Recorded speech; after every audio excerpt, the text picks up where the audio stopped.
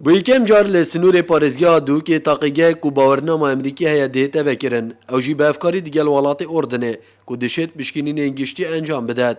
Rêveberê Senterê Midyadlab bu Kursat News amaje pêkir ku ev herêma Kurdistanê pêdivî bi pitir girîngîdanê ji rûyê sexlemiyê ve û bi vê mebestî jî barîkariya Wezareta Sexlemiya Hikûmeta Herêma Kurdistanê ewşiyayîne jimareka van taqîgehan li bajarên Herêma Kurdistanê danin. ئەم بڕوانامەیە ئەوە ئەگەیەنێت کە نەتیجەی فەحسەکان لە سەدا سەد ڕاستە لە سەدا سەد ئێمە زەمانیەکەین.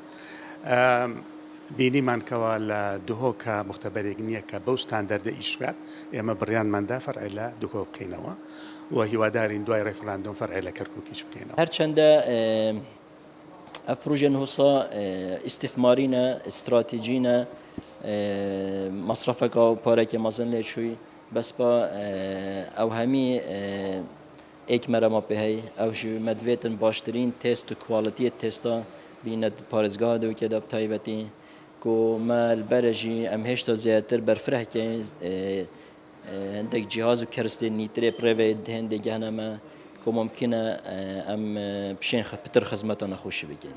Ev taqîgehek ku bi sîstemê Aysûkapiyê sîstemê Ewropî û Amerîkî bawerpêkirîne li seranserî cîhanê ku bi tenê çil taqîgehên bi vî awayî hene.